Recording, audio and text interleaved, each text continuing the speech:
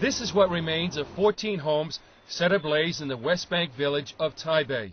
An angry Muslim mob from a neighboring village attacked the Christian town last September.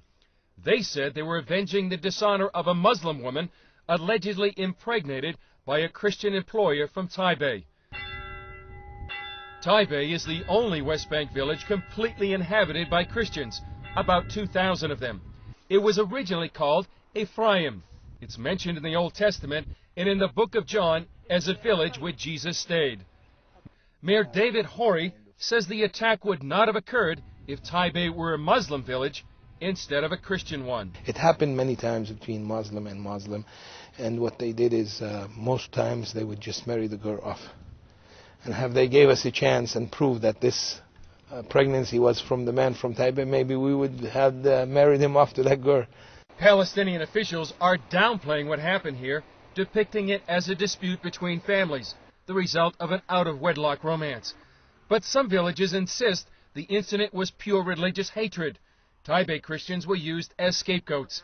Some of the 400 attackers were reportedly heard shouting, Allahu Akbar, God is great, as they threw Molotov cocktails at Christian houses. We've hidden the identity of this West Bank evangelist for his protection. We'll call him Nadim. He suggests Palestinian authorities are covering up a larger problem, a rising tide of Muslim intolerance and violence directed against the Christian minority. It's a downplay in order to avoid a bigger issue, which would be a fight on the village level when you have villages attacking other villages.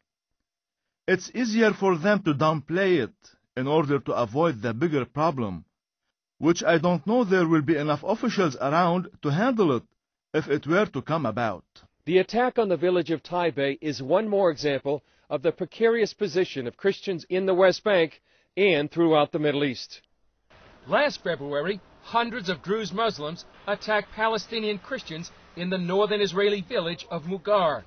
Rioters damaged 125 homes and businesses after a Druze teenager spread the false rumor that Christians had posted pornographic images of Druze women on the internet.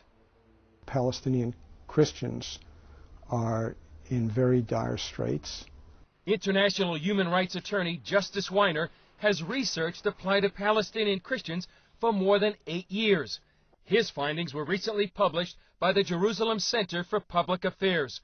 Weiner says Palestinian Christians are now living in fear because persecution against them is increasing. I think that the situation has been on a steep downhill for at least 12 years since Israel withdrew from the Palestinian populated areas of the West Bank and Gaza. They fear for their own lives, they fear for their family, they fear for their future as a community. A community that many Christians believe will be marginalized as the Palestinians move towards statehood. It's a hurt church, it's a suffering church. There's no mercy. This Palestinian woman suggests the marginalization of Christians has already begun. We'll call her Hanan. We've hidden her identity to protect her from retribution. Hanan says Christians are now being treated as second-class citizens in the Holy Land because Islamists dominate the Palestinian Authority.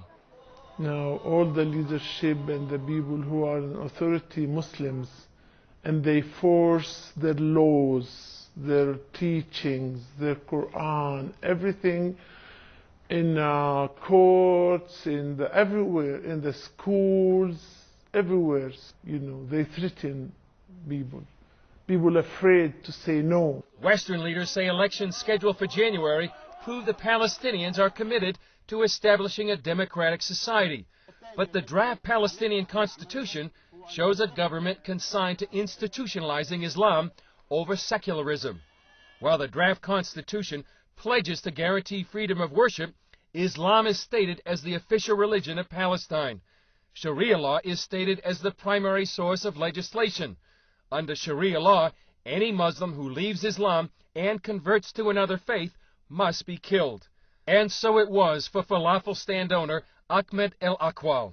This father of 8 converted to Christianity and held regular Bible studies in his home. He suffered repeated arrests and torture at the hands of Palestinian Authority police. Weiner met and interviewed Aqwal prior to his death in January 2004. He showed me at the time the results of his what were then recent arrests, which included burns all over his body, where hut pieces of sheet metal were taken from a fire and touched to his skin. And on January 21st, 2004, someone knocked on the door. He opened the door, and he was met with a hail of bullets, and was shot dead in the entrance to his apartment. A lot of families, they are leaving because they can't do anything about what's going on. They can't take it. They can't handle it. Hanan says half of her family members left the West Bank because of persecution against them. Her family is not alone. Political instability, economic hardship, and human rights violations have caused a mass exodus of Christians from the West Bank and throughout the Middle East. One recent study shows the Christian presence in Israel, Syria, Lebanon, Jordan, and the Palestinian Authority has declined from a population of 26.4% in 1914 to less than 10% today. The city of Bethlehem, the birthplace of Jesus, was once a Christian city. Several decades ago, it was perhaps more than 80% Christian. Today, the Christian population has declined to less than 15%. While their numbers may be fewer and persecution against them is increasing, thousands of Christians have chosen to remain in the Holy Land, and some are quietly leading Muslims to Christ. When the person's faith is true and they realize that their suffering doesn't go unnoticed by God, they see that they are doing something for the cause of Christ and furthering His kingdom. Then they grow with more courage, and still the work goes on.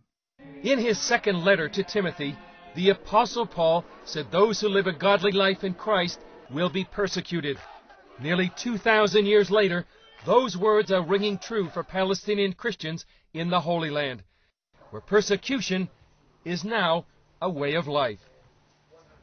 From the West Bank, Chris Mitchell, CBN News.